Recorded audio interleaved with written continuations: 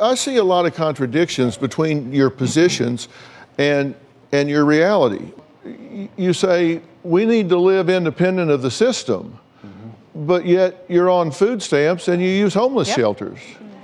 You refuse to work, but Erica asked employed family for money, and you've been fired from all of these jobs. So, and you say you need to forget the value of money, but you're out panhandling for money. You set up GoFundMe pages for money, and you have about 30 nonprofits that you've set up for money. You say you're focused on growing and coaching people into humans who function at their full capacity, but it doesn't seem like capacity to me. Erica's been arrested, lost her car, all the money in the bank is gone because you're asking for money. You quit your job because Chris was fired.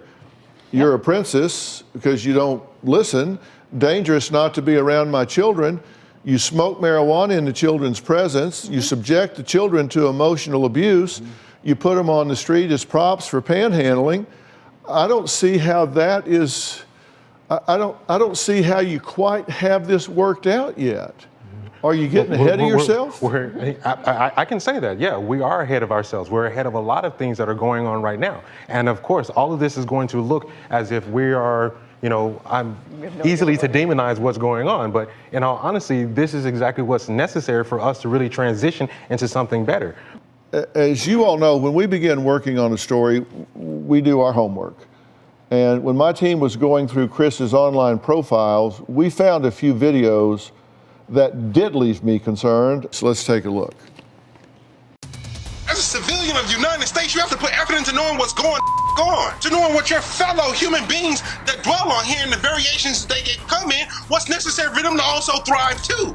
Because we're only as strong as our weak link, and we shouldn't have any weaknesses, especially being the greatest country in the world. His inferiority complex is what's submitting to humanity in general, because he's displaced. He's up here but he's down here on the human pyramid, on the food chain, on the hierarchy. Maybe you'll even marry one of the one day.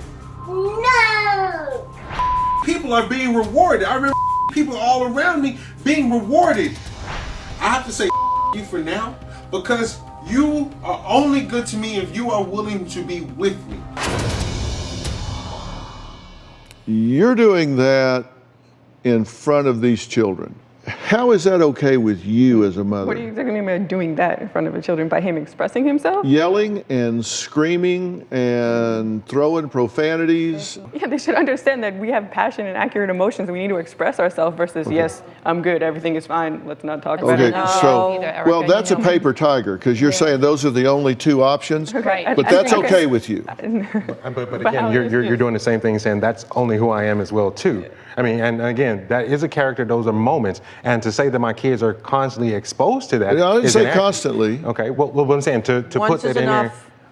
But they're going to be exposed to all the vulgarities out in the world. So how joining us is Dr. Charles Sophie. He is a board certified in 3 clinical specialties: adult psychiatry, child and adolescent psychiatry, and family practice, as well as being the medical director for the Department of Child and Family Services here in Los Angeles, which is the largest agency in the entire United States. Dr. Sophie, thank you for being here.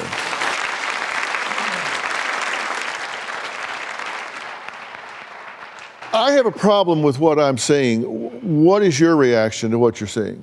It's abuse on some level, and you have to rein it in a lot tighter, because you're going to end up paying a price. I saw another video somewhere where you were getting high in front of them. I don't know which one you're talking about, but yes, it has happened.